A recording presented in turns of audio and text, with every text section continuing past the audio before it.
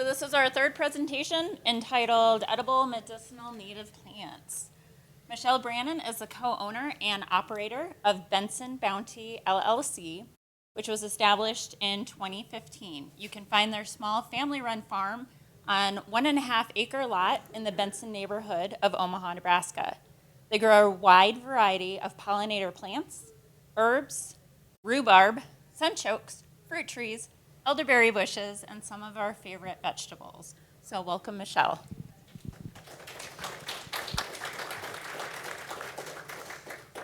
Thank you so much, and a big thank you to Pollinator Alliance of the Heartland for hosting this wonderful event. It's so great to be here with you all. I started the PowerPoint with a grant project that we completed way back in 2019. And that was really when we first dove into planting more perennials and native plants, and it's been this whirlwind ever since. And so I'm excited to share a little bit about our history with you before getting into some of those native plants. Our grant project that we completed in 2019 was this title here, Planting a Profitable Pollinator Habitat with Native Nebraska Plants. Before this time, so we started in 2015 as an annual vegetable farm. And we had a CSA. For those that are unfamiliar with the term CSA, it's community supported agriculture, where folks can buy in at the beginning of the season to receive a share of produce. So we did it's strictly annual vegetable production and herb production for the first 4 years that we were in business. We noticed that not very many pollinators were visiting some of our vegetable crop, specifically in a high tunnel structure that we had built, which is it's a hoop house season extension tool that we have there on our property. So when we saw that there weren't very many pollinators going into the tunnel specifically and not pollinating a lot of our vegetables, we started planting Nebraska native plants. And the reaction, wildlife's reaction, it was like immediate, especially with those first year blooms. We noticed right away there were all kinds of butterflies and moths and bees visiting the purple coneflower and wild bergamot bloom that very first year. Now, some of those took a couple of years to really establish before they bloomed, but it was neat to see the immediate reaction from wildlife in 2019. My husband is Mark Brannon. We are a family-run business. We operate and see every activity of the farm business through. And we have 3 kids too. So we keep busy there. I don't know if it's gonna change. I've clicked it a couple times. Let's try the space bar. Yeah, okay, so there we are. A lot of people ask us, well, how did you get into gardening? And how did you find yourselves on this acreage in the middle of Omaha starting this farming business? And we both grew up with avid gardeners in the family. So our parents both had their tomato and pepper and basil plants. I love that Mark's grandfather planted a fruit tree for every single grandchild that was born in the family. Beautiful flower gardens too. So we have avid gardeners in our family. In 2013, we got our real hands-on experience with organic vegetable production. We quit our jobs here in Omaha, and we packed some bags, and we went down to Central and South America, and we volunteered extensively on an organic vegetable farm in Panama. And again, that's where we really got our first hands-on experience for ourselves with growing. And home for us is Omaha. We're both from Omaha. So we knew after our year abroad, we really wanted to come back to the Omaha area, find a small pocket of land so that we could grow food for our one-day family. We didn't have a family yet, but we knew we wanted to be here and we wanted to grow. So that's a little bit about our background. I got into this a little bit, so this slide, learning as we go, we're really self-taught, community-led and inspired. We love reading books. We do all kinds of research. We take note and have reflections year after year to see what went well, what maybe needs to change. We are really do-it-yourself kind of folks, and so that's how we've gone along. We also are both home full-time with our kids. This is our first year where the kids are all in school full-time, so this is kind of something new, you know, two of us at home working full-time in the garden, but the kids have been a big part of all of our work, and they would be out in the garden with us, or we'd be completing tasks or going to market with the kids alongside of us. So learning as we go. In 2019, I think that was really a pivotal point for our business. When we installed all of the different native plant varieties, we really expanded our market and our reach, and again, we were feeding wildlife immediately. I'm going to dive into next some of the things when we have to apply for a sustainable agriculture research and education grant is you're assessing something new. Maybe your project is something that nobody's really ever done before in your region. And this planting a profitable pollinator habitat was something really brand new for our area. Or maybe your project is going to build off of things that have been done in the past. So for this project, when we started installing these native plants, we wanted to assess the potential for small diversified farmers to generate profit through the establishment of permanent pollinator habitat that consists of a variety of native plants that can be marketed as high-value alternative crops. Again, this was so different for us because we were accustomed to the annual vegetable production where it was constant turnover. We were constantly turning over the soil, constantly mulching, seeding, weeding. So this planting a long-term pollinator habitat was something really new for us. And we wanted to show that there would be a number of pollinator-friendly plants native to Nebraska that could be utilized to build a stronger, healthier farm ecosystem and simultaneously providing an additional revenue stream.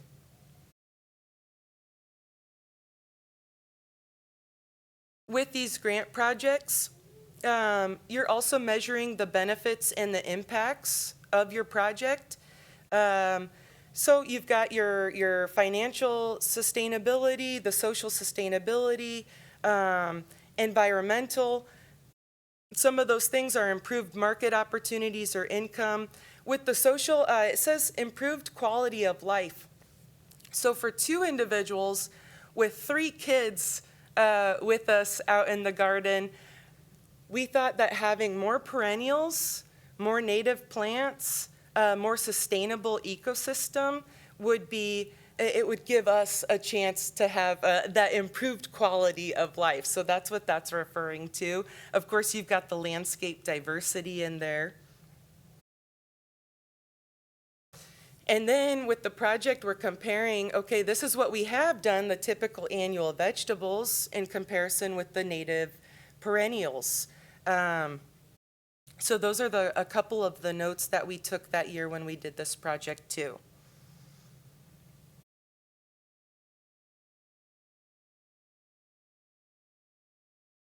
Again, you've got the different comparisons with the native perennials and your typical annual vegetable production. And I did touch on a couple of these things with the annual vegetables.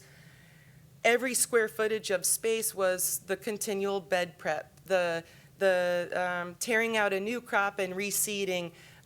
We always struggled with pests too. We've always done organic, sustainable farming methods, and so we would struggle with just crop annihilation because of flea beetles or something like that. And so this, that endless upkeep, it really wore on us in certain ways.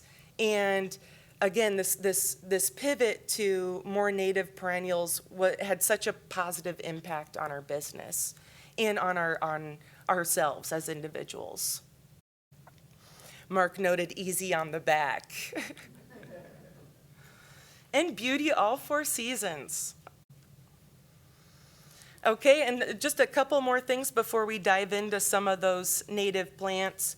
We've got our minimal water use. So we started all annual vegetables, and we called it hauling hoses. We'd be hauling hoses from here to there. You got to water here, you got to water there on very hot days.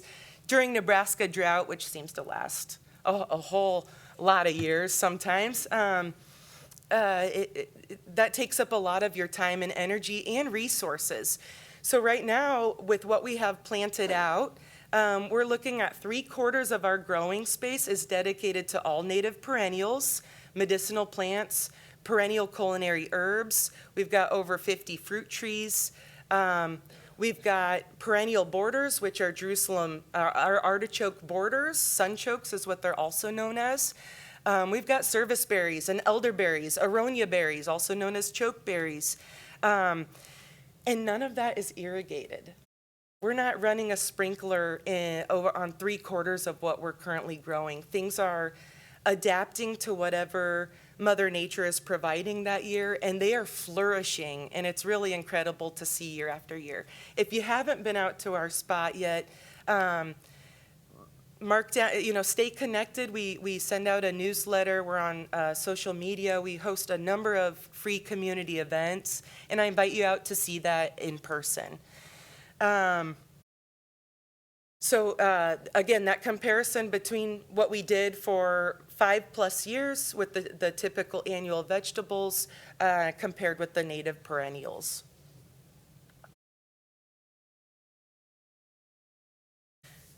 Again, with this project, then we were showing how we plan to market native plants and do something different than what we were used to, and different from what we had seen at farmers markets or in the Omaha area market scene. We've got lots of different flowers that we started, and these flowers are multi-purpose. So not only are they edible, they have edible and medicinal uses, but lots of them are also beautiful as cut flower arrangements, just like we're seeing out here at the vendor fair. We've got the different native flowers that are beautiful in a bouquet. We also work closely with some botanical shops around town for medicinal purposes. And then we create just over 100 products with what we grow each year. Our homegrown ingredients are infused or created into these value-added products. Dried tea mixes, potpourri, spice jars are a few of the things that we create each year with what we grow.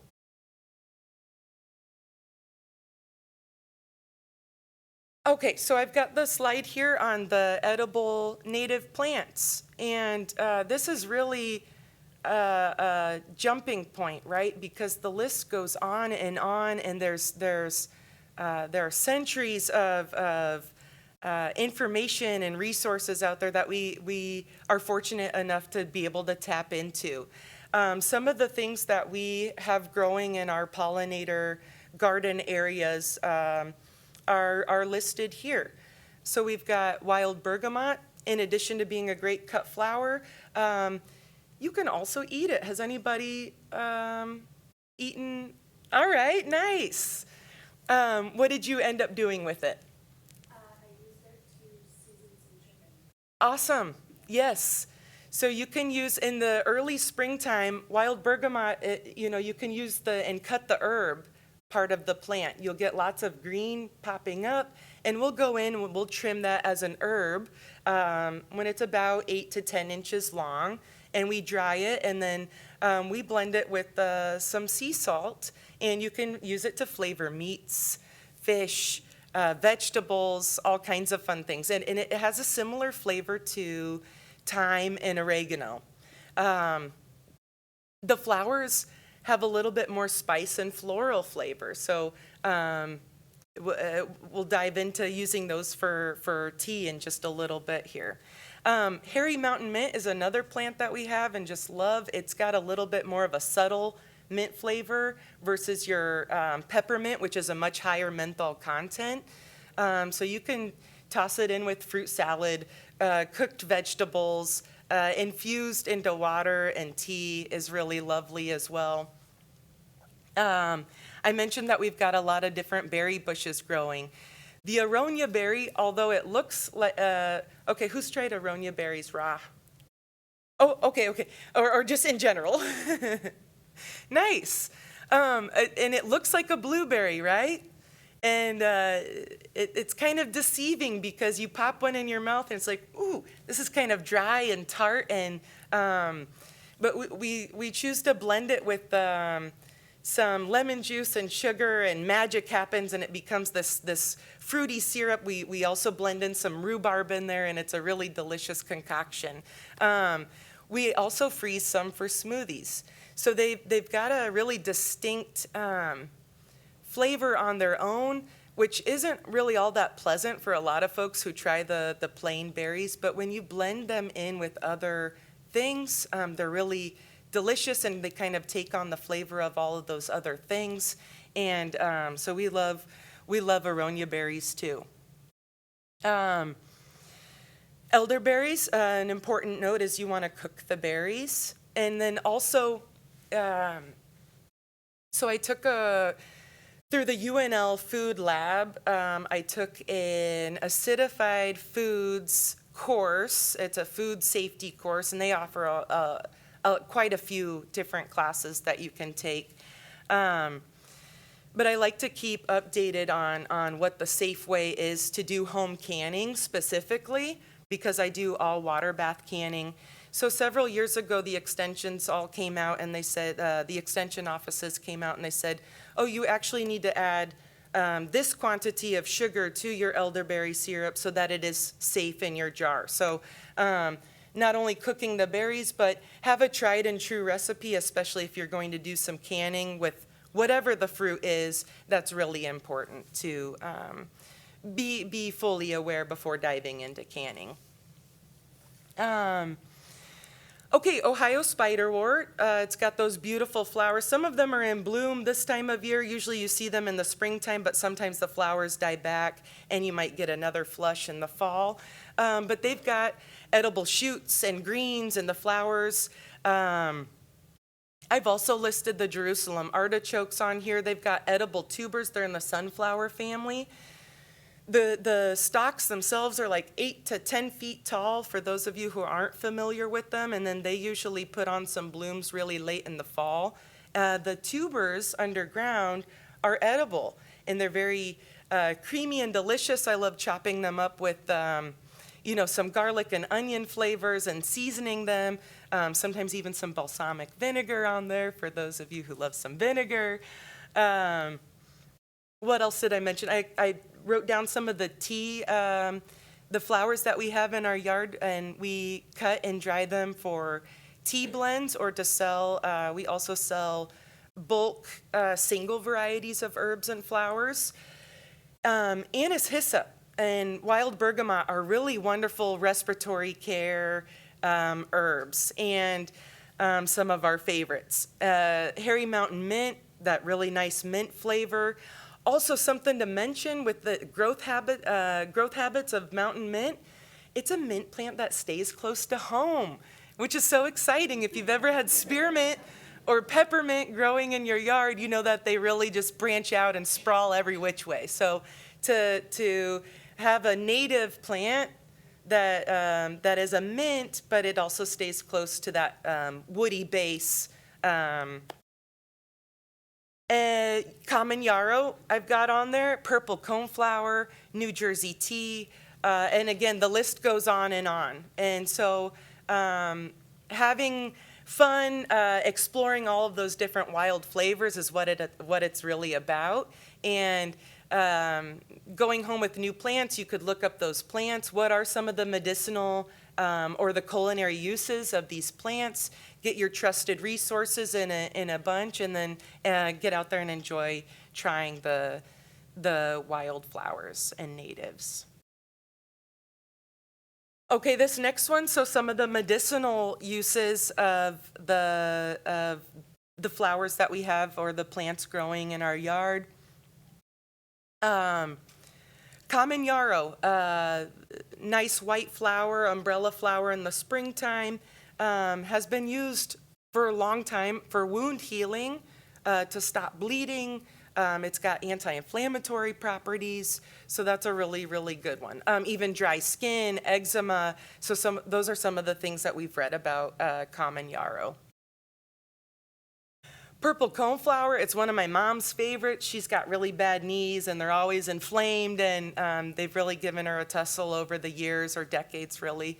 But she loves some purple coneflower tea, and it's got anti-inflammatory properties, and it's really helped her out with her knee situation. But it's also known for its immune boosting properties, for use for colds and coughs. Lead plant, that's a really beautiful shrub-like one, with some pretty purple and orangish flowers on there that kind of look like flames shooting out of it, but also great for the skin, eczema, wound healing. Solomon seal, shade-loving perennial, and commonly found in the woodlands. Has anti-inflammatory properties as well.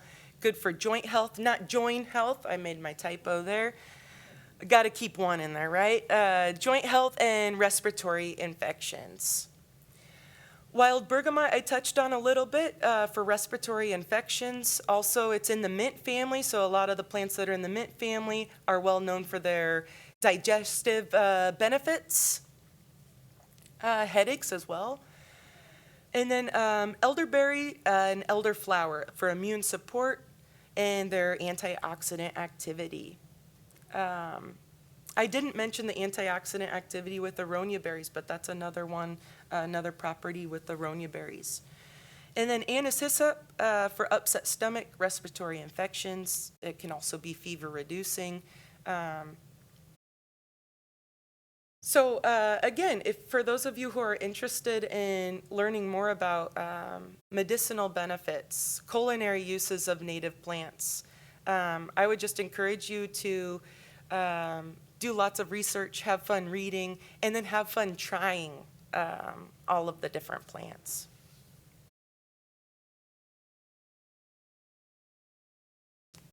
Briefly, too, I wanted to touch on some of those great native perennials for cut flowers. Over here, you can see the photo. That's hoary vervain, the purple flower. Anybody have hoary vervain? Nice. And that's such a cool one because it blooms early on and it's still blooming. The little flower stalk keeps getting taller and longer, and you've got all these flowers that are still feeding pollinators very late in the season. It's got a very woody stem, so it makes an excellent cut flower too. Some of the other ones that we use, purple coneflower, I love it as with all its petals. I also love to rip all the petals off of the spiky, bright orange flower head and have that just poking out as an ornamental piece and cut flowers because it's very eye-catching.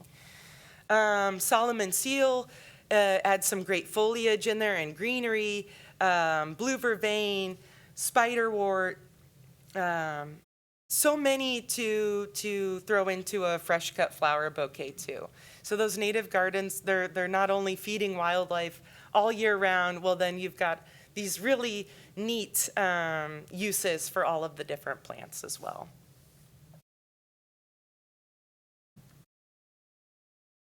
Okay, and then a quick blurb on great places to buy seeds and plants around town or within our region. When we first started our perennial pollinator garden, we took a road trip out to western Nebraska, and Kay helped us out with a whole bunch of plants at Prairie Legacy. So these are a few spots. Got to add Pollinator Alliance of the Heartland fall event on here too. All right, and we're at the Q&A portion, and I am happy to take any questions or if you have any comments. Yes?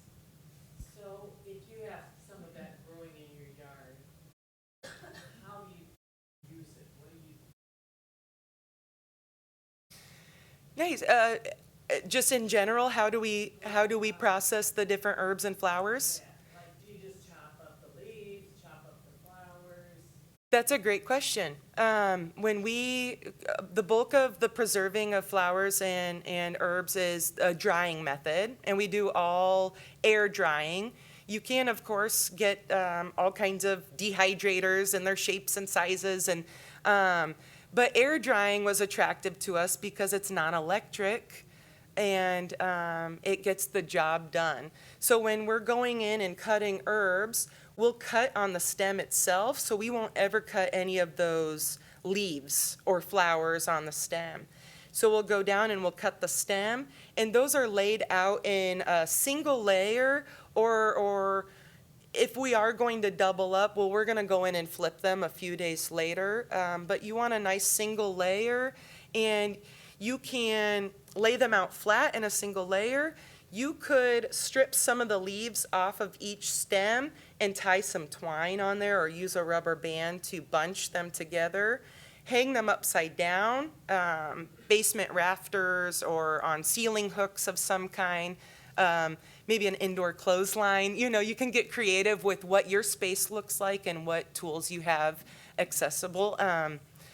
We love, our cousin introduced us to these mesh nets years ago, and they're herb drying racks. And I love them because they collapse down into this very thin, easily stored tool during the off season. But when you're ready to use them, they jump into this big 8-layer vertical net that's about 2 feet wide. And then it's got these zipper shelving units on the net. So they hang from a ceiling hook. We can load them up. We can turn them. We can package them away and reload throughout the seasons. Some folks have also used brown paper bags. So if you don't have a lot of herbs or flowers that you're drying, and maybe it's a handful, you could put them in a brown paper bag, kind of close the top, give them a shake every couple of days. And what you're doing when you're flipping or rotating or shaking is you're ensuring that air is reaching all of those leaves or flowers to dry evenly, to avoid any kind of mold growth. Things like that are what you want to be on the lookout for when you're drying at home. Yeah, you're welcome. What else? A question? Yeah. So you talked about some of the really awesome benefits of converting to a perennial system.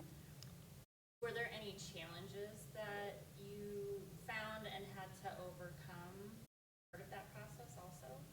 Yes, great question. And to clarify, we also still grow a number of annual vegetables. But right now we pick and choose our favorite ones to consume, and we're not growing a whole lot of vegetables that we don't really like to eat ourselves. So that's how the vegetable patch looks a little different. But yes, with native plants, we weren't fully aware of some of their growth habits when first starting to grow natives. I'm really thinking of wild bergamot here. And wild bergamot, lovely as it is, it puts up all of these seed heads that have these teeny tiny little seeds that you can't even see blowing in the wind or anything. So when we first started our pollinator garden, we had 1,000 square feet dedicated to, I think it was 20 different varieties of native plants, and wild bergamot was just one of those varieties. And right now, that spot that we started in 2019 that this presentation title ties back to, right now that spot is almost entirely wild bergamot. So knowing what some of those growth habits are in advance and really doing your research, reading, maybe going out and seeing for yourself, okay, this is what the plant looks like. this is how it is, this is how it self-seeds, or this is what its root system does. Those are all very important notes, especially if you're working with some limited space. It's really important to know what those growth habits are in advance. So that's one thing that I would mention, because I think that's really important. And then in the beginning too, we didn't know how best to mulch or break down our plant material. We leave lots of things standing all winter long because we're feeding birds, we're providing shelter. So springtime rolls around, and in the beginning years, we were going out and manually breaking down and mulching. Like if we didn't have a heavy wet snow, that naturally broke down all those tall stems. So wild bergamot specifically, you're looking at maybe a 4 or 5 foot tall plant. And when you multiply that out by the square footage, that can be a lot to take in. And so learning how to best break those down if nature didn't take its course and break it down for us, that was another thing. And then mulching, I suppose. So some of these areas that are filled with perennials are easier to care for, again, in comparison with the annual production, right, alongside of it, that comparison. But giving them some mulch every year is really important, because then you're helping to suppress the weeds that might grow up in between there and hide in the nooks and crannies between your native plants. And then it's also going to maintain that moisture in your soil. With our first pollinator garden, we let a lot of the plants create a natural mulch around themselves, so they became kind of the wood chips. But a couple of years into that, there were all kinds of little invasive, noxious weeds that were finding their way in there. So getting some wood chips on there is very important. And that's what's coming to my head right now. Yeah. And Have the plant debris from last year also?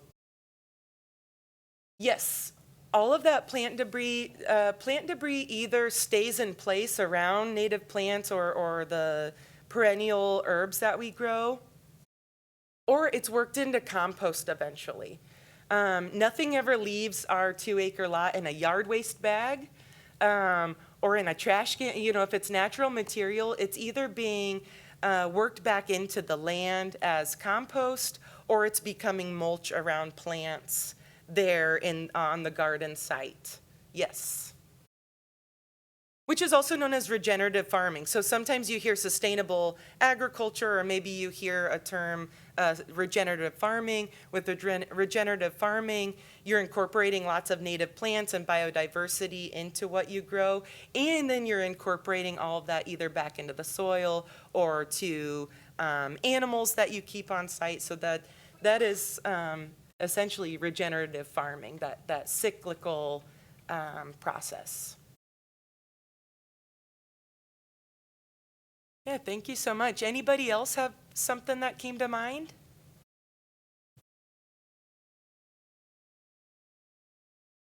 Yes. I'm looking at the title of your study that you're currently working on. Oh, yes, I'm glad you mentioned that.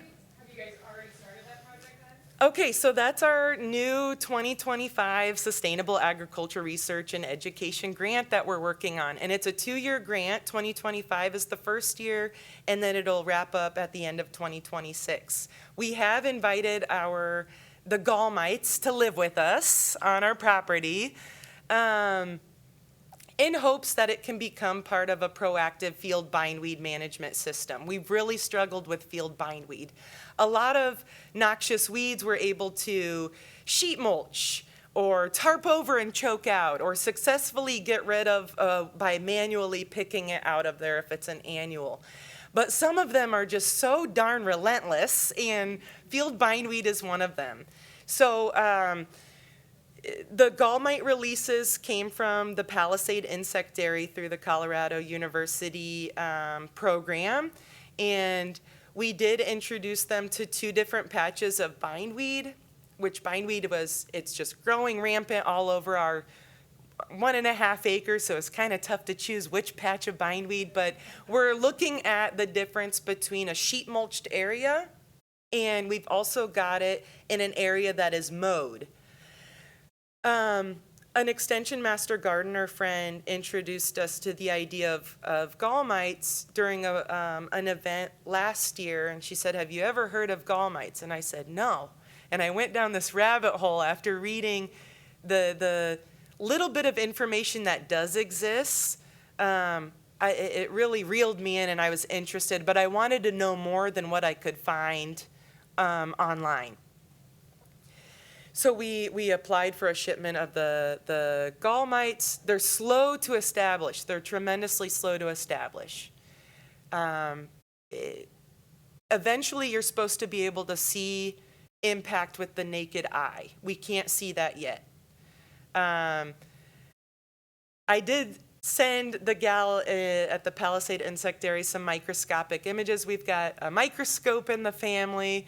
We're like, where are these mites? And we're looking under the microscope, trying to learn more. The gal said, yes, your microscope is excellent, but you really need to wait until next year, and that's when you're going to see that they've established, and you'll be able to see that not only under the microscope, but also with the naked eye, you're going to be able to see that they're stunted and that their growth has been affected by the gall mites. Part of sustainable agriculture research and education grants is the outreach component. I did bring some free reading materials over at my table, and I know a lot of them have been scooped up, but I've got gobs more at home, so if you're interested in reading more of the SARE educational material, please reach out.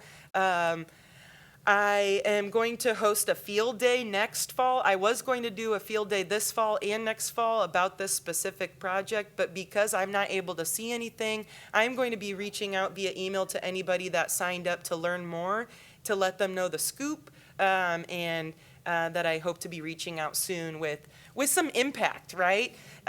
So for now, we're manually pulling bindweed. Same old story. Manually pulling bindweed. We're still sheet mulching. We've got areas that are mulched pathways so that wheelbarrows can fit through, and then we've also got a tractor with a bucket because that helps us move compost and mulch so much more easily and efficiently.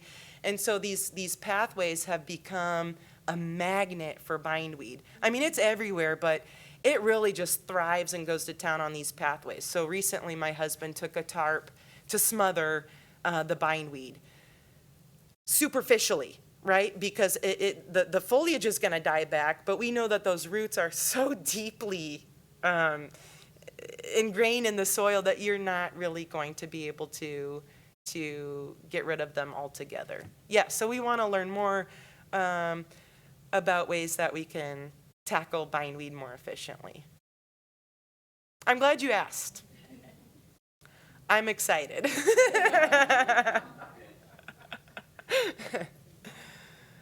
But that's the name of the game with sustainable agriculture. It's using all kinds of organic, sustainable methods to tackle weeds. We're not spraying anything out there. If we are spraying something, it's water. So how can we best confront and tackle these weeds so that they're not wearing on us year after year? That's really important. Can I ask what a gall mite is? Yes, itty bitty microscopic mite that feeds only on field bindweed. And it's been tested at a few different universities around the nation. But again, when I started looking them up, there's very limited information when I was looking up gall mites. So I found out what a gall is. I found out what the gall mite is. They gave me the definition of field bindweed. I was able to find out that there are a couple of different methods that have been studied on how we can best disperse bindweed gall mites, but not really any outcomes. So that's when I was really like, well, what happened? You know, yeah, you've got your definitions and you've got how you can spread them, but then what? You know, how long does that take? What is the impact? is this really going to be something useful and sustainable with a small, diverse farm? So it got me into looking into it more.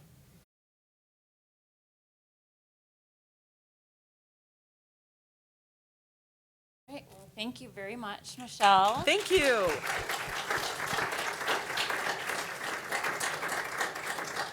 Fascinating topic, and I do encourage anyone to go visit their urban farm. It is truly impressive. Thank you so much. Thank you for being Appreciate here. you having Our me. next presentation will be at 2:30. The Xerces Society will be presenting on our night pollinators, and Michelle will be out at her table for Benson Bounty if you have additional questions. Thank you. Thank you, everybody. Thank you.